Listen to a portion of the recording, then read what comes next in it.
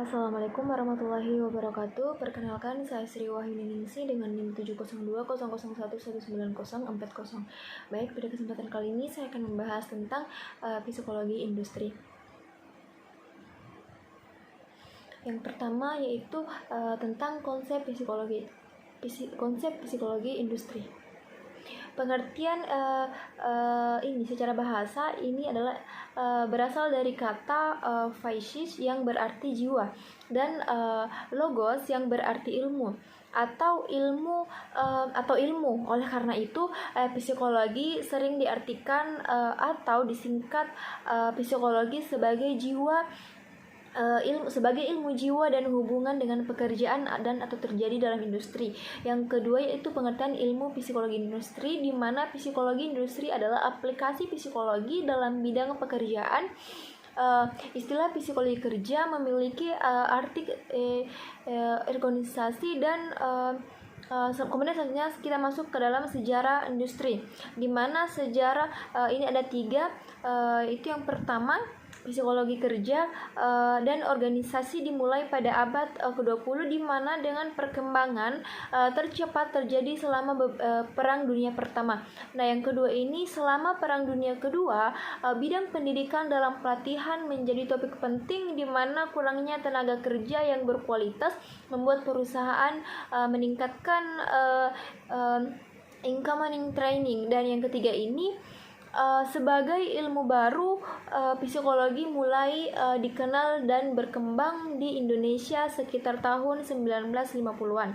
Nah, yang keempat itu tentang manfaat, di mana manfaat ini terdapat ada 4, itu membantu perusahaan atau industri organisasi dalam memenuhi target dan mencapai tujuan. Yang kedua, mampu memenuhi kesenjangan antara kebutuhan individu dan organisasi maupun industri. Yang ketiga ini meningkatkan kemampuan individu dalam setting kerja sehingga dapat meningkatkan individu dan mengembangkan perusahaan atau industri.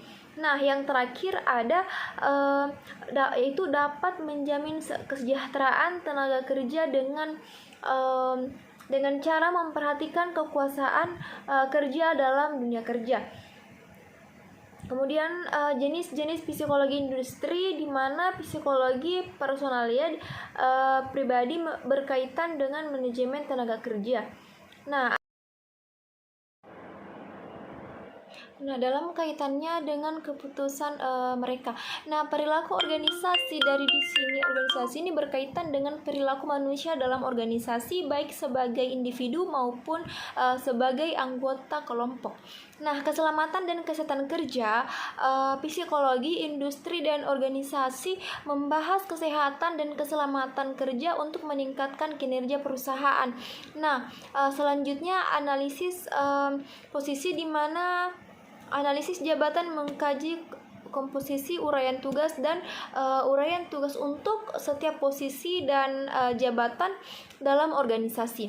Nah, selanjutnya ergonomi, di mana ergonomi ini berkaitan dengan interaksi antara mesin dan manusia di tempat kerja dan bagaimana Anda bisa menciptakan kenyamanan dan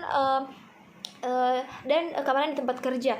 Nah, selanjutnya psikologi sumber daya manusia, di mana psikologi sumber daya manusia ini menganalisis perkembangan individu ataupun kelompok serta atau organisasi. Nah, yang keenam itu kajian dalam psikologi industri, di mana kajian dalam ini sebagai ilmu psikologi industri mempelajari perilaku manusia dalam perannya sebagai konsumen kerja, perilaku manusia dipelajari dalam individu dan kelompok. Aspek psikologi industri, di mana ini menangani praktik personalia cukup bidang-bidang seperti analisis pekerjaan, dokumen, terus perdidas dan karyawan. Kemudian selanjutnya organisasi, di mana psikologi industri dan organisasi membahas masalah kepemimpinan, kepuasan kerja maupun kepuasan karyawan, kepuasan organisasi.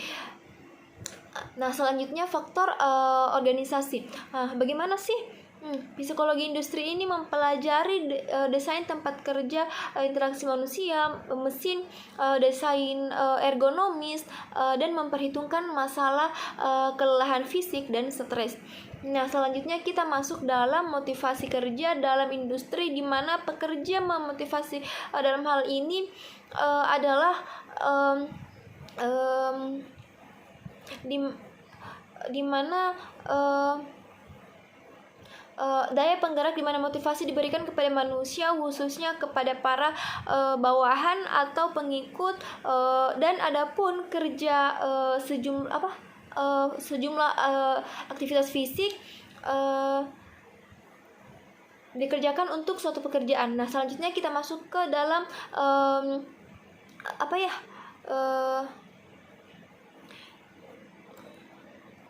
kita masuk pada teori kerja. Ya, di mana teori kesan kerja ini teori tentang kebutuhan, di mana kebutuhan atau psikologikal, rasa aman, sosial harga diri, dan kualitas diri. Adapun yang kedua ini teori ekstensi berkembang, di mana teori motivasi ini dikenal sebagai teori RG sebagai singkatan dari extension dan growth, di mana growth method dikembangkan oleh Roddenberry, merupakan salah satu modifikasi teori tata tingkat kebutuhan dari manusia. Nah, selanjutnya teori dua faktor, di mana mencakup faktor-faktor yang berkaitan dan isi pekerjaan yang merupakan faktor intrinsik dari pekerjaan itu. Ya, nah selanjutnya teori penetapan tujuan, di mana orang yang tugasnya jelas tujuannya dan lebih menantang akan menunjukkan motivasi kerja yang lebih besar daripada orang yang tujuan tugasnya kabur atau terlalu mudah untuk mencapainya. Terus teori kesamaan atau keseimbangan, di mana orang yang cenderung dan membandingkan insentif atau reward yang diperolehnya dengan insentif yang diterima oleh orang lain yang mempunyai beban kerja serupa. Nah, selanjutnya hakikat kerja, di mana faktor pendorong penting yang menyebabkan manusia bekerja adalah adanya kebutuhan yang harus dipenuhi. Aktivitas dalam bekerja mengandung unsur suatu kegiatan sosial, menghasilkan sesuatu, dan pada akhirnya bertujuan untuk memenuhi kebutuhannya. Namun demikian, di balik tujuan yang tidak langsung tersebut, orang bekerja untuk mendapatkan imbalan sesuatu kelangsungan hidupnya, tetapi juga bertujuan untuk mencapai taraf hidup yang lebih baik. Nah, selanjutnya hubungan motivasi kerja dengan job performance. Nah, bila motivasi kerja rendah, job performance pula akan rendah, meskipun kemampuannya ada dan baik serta peluangnya pun tersedia. Misalnya, seorang sarjana komputer bekerja dalam perusahaan konsultasi dalam bidang teknologi informasi, kemampuan yang diperlakukan namun suasana kerja, hubungan antara tenaga kerja, kebijakan perusahaan tidak dirasakan sesuai dengan yang diinginkan. Nah, selanjutnya pengukuran job performance, di mana untuk mengukur job performance, masalah yang paling pokok adalah menetapkan kriteria, di mana menurut Jessup yang pertama diperlakukan dalam hal ini adalah ukuran mengenai sukses dan bagian-bagian mana yang dianggap penting sekali dalam suatu pekerjaan. Nah, selanjutnya kita masuk di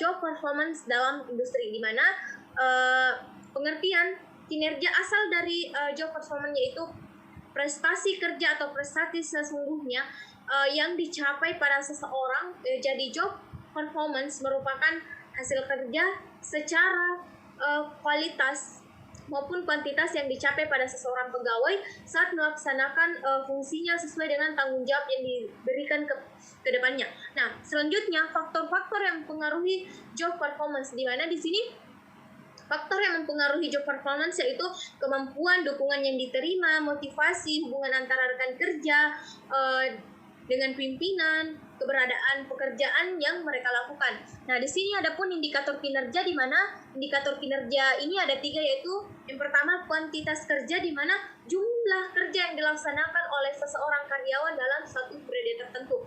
Nah, yang kedua ini kualitas kerja, di mana kualitas kerja menunjukkan kualitas karyawan dalam melaksanakan tugasnya seperti ketetapan, kelengkapan, dan kerapian. Nah, yang terakhir itu yang ketiga, ketetapan waktu, di mana ketetapan waktu yang sesuai tidaknya dengan waktu yang direncanakan.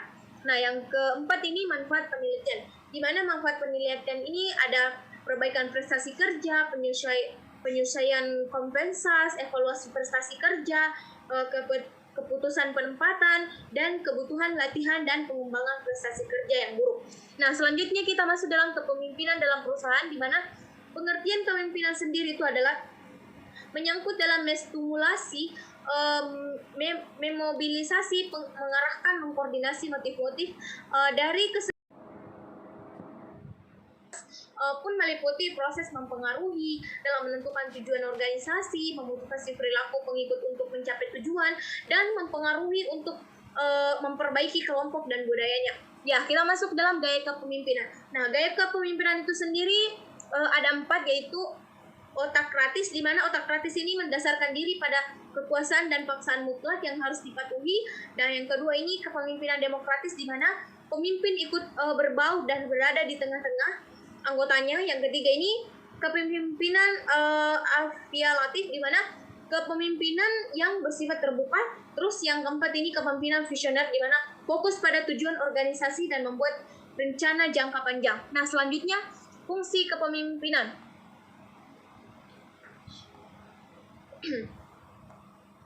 Nah, masuk saya teori kepemimpinan. Teori kepemimpinan adalah ada teori sifat, teori perilaku, teori situasional atau kontingensi, teori transaksional, dan teori transformasional, teori inflasi, dan teori karismatik. Nah, selanjutnya fungsi kepemimpinan, di mana fungsi perencanaan, fungsi memandang ke depan, fungsi pengembangan loyalitas, terus fungsi pengawasan, fungsi pengambilan keputusan, dan fungsi memberi motivasi. Nah, selanjutnya kepemimpinan dalam perusahaan. Kepemimpinan dalam perusahaan itu, kepemimpinan adalah adanya proses mempengaruhi karyawan atau dapat memberi contoh kepada bawahannya untuk mencapai tujuan suatu organisasi, di mana kepemimpinan ini merupakan hal yang sangat penting bagi suatu organisasi untuk menghasilkan budaya kerja yang berkualitas dalam perusahaan. Dengan adanya budaya kerja yang berkualitas, maka akan memaksimalkan produktivitas perusahaan, tercapainya kinerja karyawan yang meningkatkan dan berpengaruh terhadap kualitas perusahaan, sehingga karyawan akan mendapatkan penghargaan atau seperti dengan bonus. Ya. Selanjutnya kita masuk dalam stres di tempat kerja dan manajemen stres. Di mana sih pengertian stres ini? Di mana pengertian stres kerja adalah suatu kondisi sebagai kelebihan permintaan dan tekanan yang meluap-luap yang membuat tidak seimbangan fisik dan mental yang mempengaruhi perasaan, cara pandang, dan keadaan seorang pekerja. Nah, selanjutnya faktor-faktor stres kerja ada 3, yaitu faktor lingkungan, faktor perusahaan, faktor individu, ataupun kondisi di luar lingkungan kerja. Nah, selanjutnya kita masuk dalam gejala akibat stres kerja terhadap karyawan, di mana di sini ada 3, yaitu gejala fisik, di mana disertai sakit kepala, sakit pinggang, kehilangan nafsu makan, makan berlebihan, bahu tegang.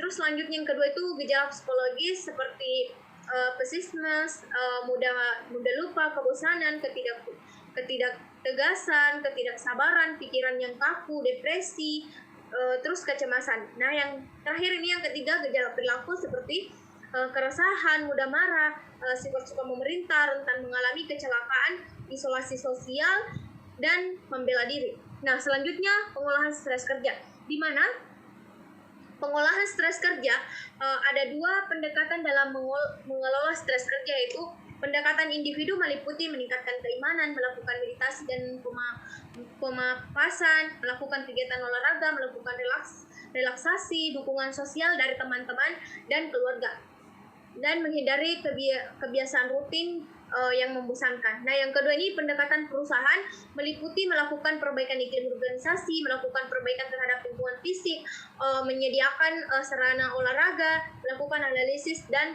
kejelasan tugas, dan meningkatkan partisipasi dalam proses pengambilan keputusan. Nah, kita masuk dalam konflik kerja. Konflik kerja dan pengelolaannya ini, konflik yang pertama itu konflik dalam industri, di mana konflik sendiri adalah proses yang dinamis yang terjadi karena pertentangan yang tidak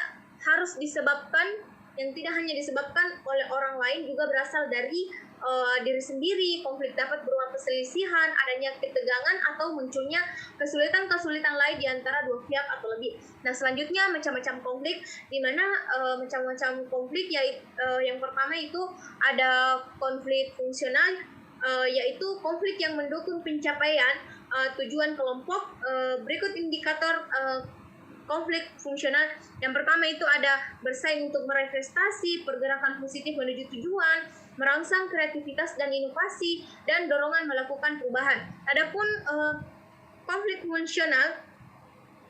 disfungsional maksud saya yaitu konflik yang memerintangi pencapaian tujuan kelompok, di mana berikut indikator konflik disfungsional. Yang pertama itu mendominasi diskusi, senang bekerja dalam kelompok, benturan kepribadian, perselisihan antar individu. Nah, selanjutnya sumber-sumber konflik, di mana sumber-sumber konflik ini ada 5, yaitu konflik dalam diri individu, konflik antar individu dengan dalam organisasi yang sama, konflik antar individu dan kelompok, konflik antara kelompok dalam organisasi yang sama, serta konflik antar organisasi. Adapun dan selanjutnya itu dampak konflik, di mana dampak konflik ini yang pertama itu ada dampak positif seperti meningkatkan ketertiban dan kedisiplinan jam kerja, meningkatkan kemitraan yang produktif, meningkatkan motivasi kerja, semakin rendah tekanan, jumlah pegawai yang dapat mengembangkan karirnya sesuai dengan potensinya. Nah, ada yang terakhir yaitu yang kelima yaitu pengelolaan konflik, di mana manajemen konflik adalah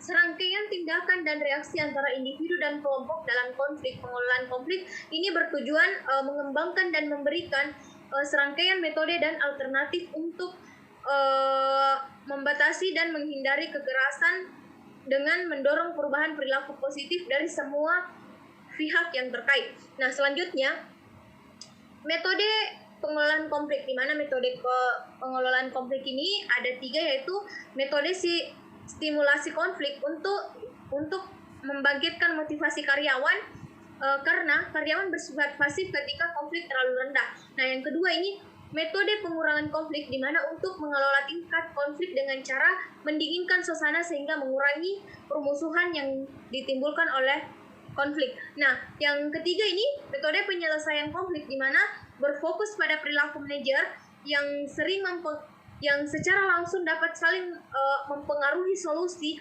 yang sering digunakan, termasuk dominasi dan penindasan, kompromi, dan penyuapan. Nah, selanjutnya kita masuk dalam kepuasan kerja di industri.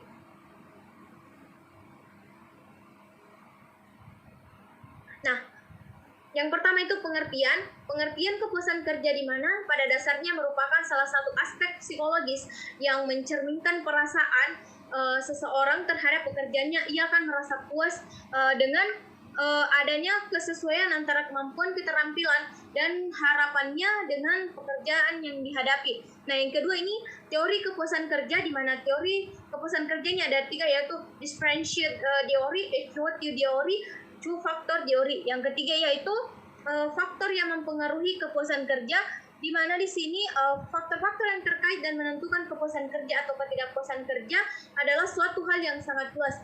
Adapun faktor yang mempengaruhi kepuasan kerja yaitu faktor psikologis, faktor finansial, dan faktor sosial, dan faktor fisik. Dampak kepuasan kerja dan ketidakpuasan. Dampak kepuasan kerja yaitu dampak terhadap produktivitas, dampak terhadap ketidakhadiran, dampak terhadap kesehatan. Nah, dampak ketidakpuasan kerja sendiri yaitu keluar, mengabaikan, menyuarakan, dan kesetiaan. Nah, adapun di sini kita selanjutnya kita masuk dalam analisis jabatan industri, di mana di sini pengertian analisis jabatan industri yaitu jabatan sendiri adalah proses untuk memperoleh informasi serinci mungkin dan fakta-fakta yang berhubungan dengan setiap jabatan yang diperoleh dan dicatat secara sistematis serta menganalisis persyaratan apa saja yang diperlukan dalam sebuah pekerjaan serta personel yang dibutuhkan dalam pekerjaan sehingga sumber daya manusia yang dipilih dapat melakukan pekerjaan itu dengan baik dan benar. Manfaat analisis jabatannya itu penarikan seleksi dan penempatan pegawai sebagai petunjuk dasar dalam penyusun program latihan dan pengembangan, menilai kinerja atau pelaksanaan kerja. Nah, selanjutnya di sini tahapan dalam analisis jabatan yaitu persiapan dan perencanaan, pengumpulan data dan pengolahan data. Nah, kita masuk dalam hasil analisis jabatan di mana yang pertama itu Board of Commissioner di mana bertanggung jawab pada pengawasan baik secara umum maupun secara khusus. Yang kedua itu Presiden Direktur atau CEO memastikan setiap direktorat berjalan sesuai dengan fungsinya masing-masing. Nah, yang ketiga itu Audit Komite di mana merupakan badan audit komisaris dalam meninjau perusahaan. Nah, yang keempat ini internal audit di mana bertanggung jawab memberikan penilaian independen mengenai efektivitas pengendalian internal. Terus yang selanjutnya investment committee di mana bertanggung jawab mengolah aset perusahaan dan jasa manajemen investasi dan rencana investasi jangka pendek.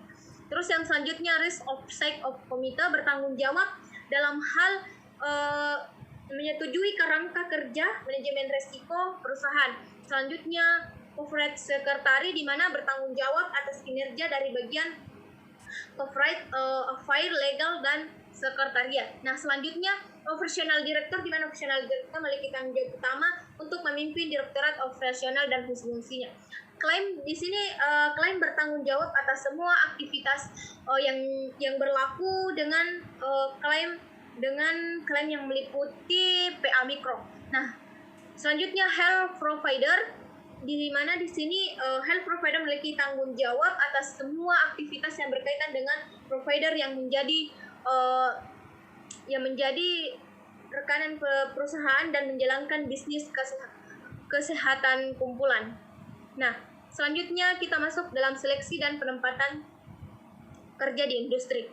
Nah, seleksi di sini merupakan proses kegiatan pemilihan pada individu tertentu dari segenap kelompok karyawan yang berpotensial untuk menjalankan atau mengembangkan amanah di suatu jabatan tertentu. Nah, penempatan sendiri di sini adalah tindak lanjut dari proses seleksi. Kriteria yang harus dipenuhi dalam pelaksanaan penempatan karyawan, di mana di sini karyawan adalah kesesuaian pengetahuan, kesesuaian keterampilan dan kesesuaian kemampuan.